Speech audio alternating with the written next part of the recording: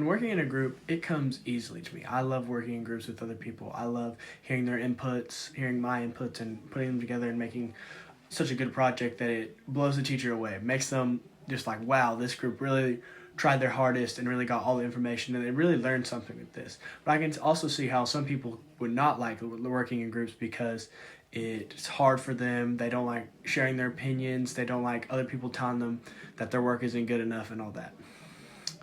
I chose conflict scenario 2 to start off with because it shows two people in a group, you and the other person working, and every time that you're trying to do something, they have something to say about it. They don't think it's good enough. They don't think it's up to their standards. They don't think the teacher would like it or will get a good grade on it. How you can solve this is by breaking it off into two separate things.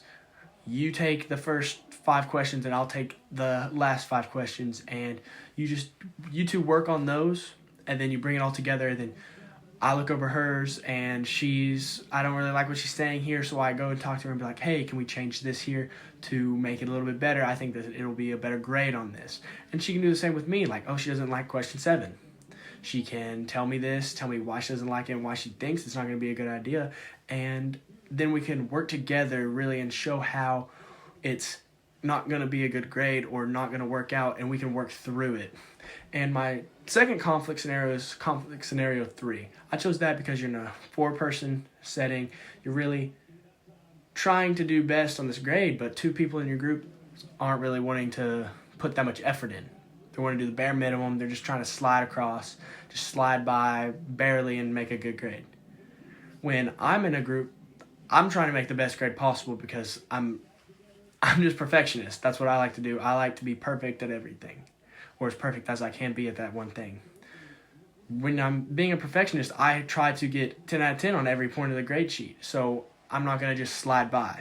I'm going to try to do my best in everything. But when you have 2 people out of 4, it kind of makes it hard because 2 of you are really working hard on it, while the other 2 are just kind of there. They're not really paying attention, not really focused. How you can solve this is by telling them that they need to really just try their hardest because it's important to me. And it might not be as important to them as it is me, but me and this other person that are working here just really want a good grade on this, and they could get a better grade on this if they just could show their attention, focus, and really lock in and get it done.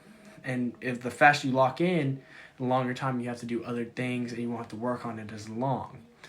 And that is how I would solve it if I was in these scenarios.